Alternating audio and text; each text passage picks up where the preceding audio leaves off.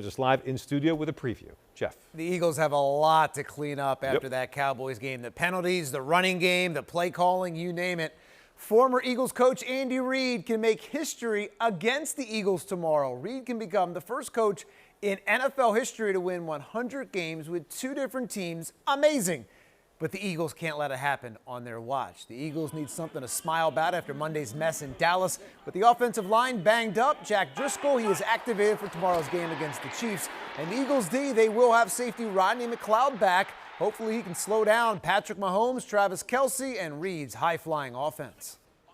This is a great test, for what they do, man. They stretch the field. They're a very skilled group. They're labeled as one of the best. So it's a challenge for us defensively, but particularly in the secondary. We're going to have to cover well, and we're going to have to show up and make plays. I know they're a good football team. I obviously know a lot of people there, but besides that, once it kicks off, you're playing the game, and they're well coached. Nick's done a nice job there. After the Eagles and Chiefs, check out the live postgame show on 6abc.com.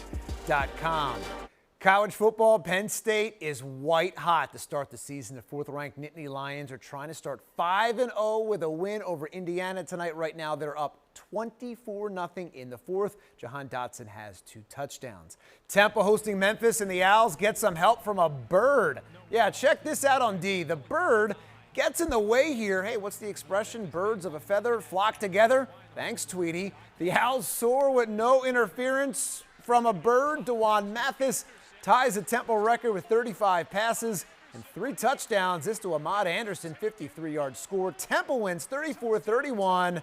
They've won 3 of 4. Delaware down at home against Albany. Blue Hens running back DeJohn Lee. How about the touchdown here? He runs for over 100. Delaware wins 20-15. The Blue Hens, they are 3-1. The Phillies swing and a miss on the playoffs, which Bryce Harper takes personally. Harper feels like he let the city of Philadelphia down tonight.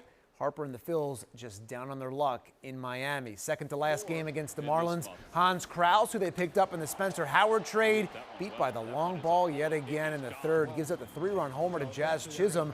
Looks like he's ready for basketball season, which can't get here soon enough. The swing and a miss over and over again by the Phils. They strike out 15 times. JT Realmuto and Bryce Harper each with 3. Marlins starter Jesus Luzardo dominates. Phils lose 3-1 with 1 game to go.